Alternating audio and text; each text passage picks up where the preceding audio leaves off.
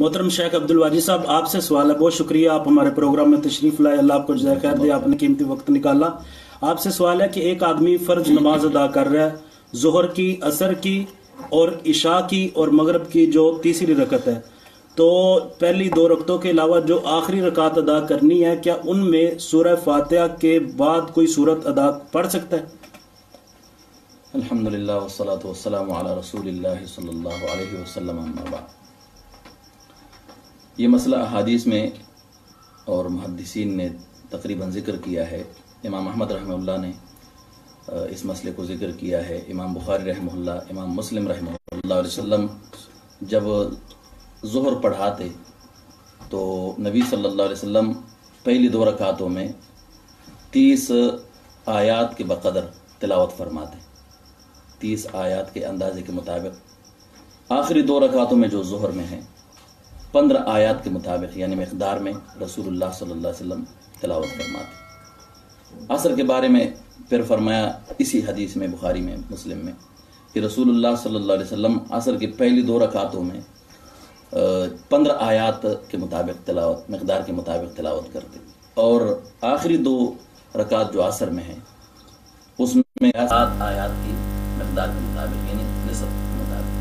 तो इन रिवायात से, अहादीस से यही मालूम होता है कि यकीनन असर में हो या जहरी नमाजों में हो या सिर्री नमाजों में हो, चारों रकातों में तिलावत जायज़ है। हत्ता कि फतावा उलमा देवबंद ने भी लिखा है कि यकीनन अगर कर ली जाए तिलावत तो मुमानात नहीं है, कोई हरज नहीं है, और उस पर सजदा सहव भी उन्होंने कहा कि नहीं है।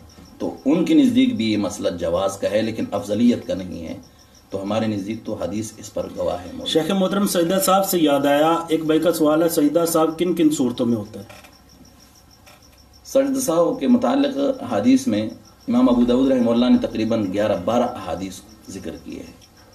उसमें यह है मुतलक़न कि हर ज़ियादत पे या हर नुकसान पे, जो नमाज के अंदर ज़ियादत हो जाए या नमाज के अंदर नुकसान हो जाए, कमी और ज़्यादती में सजदा साहब।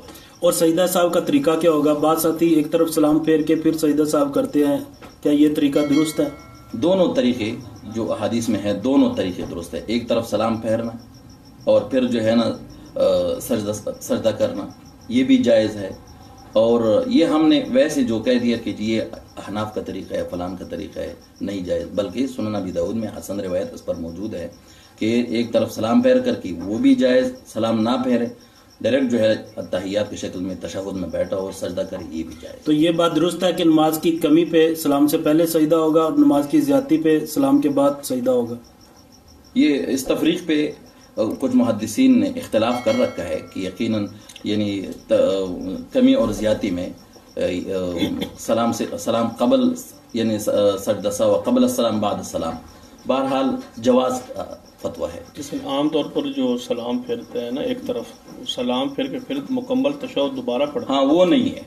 वो जो है जिस तरह शाह साहब ने इशारा किया ना, फिर दोबारा से वही तरीका जो यानी पूरा तशहुद दोबारा पढ़ते हैं और फिर वो सलाम फेरते हैं, ये क्या तरीका दुरुस्त है? ये साबित नहीं, ये तरीका दुरुस्त नहीं। या सलाम आखिर तक पढ़ लिया जाए फिर 2 सजदे कर लिए जाए।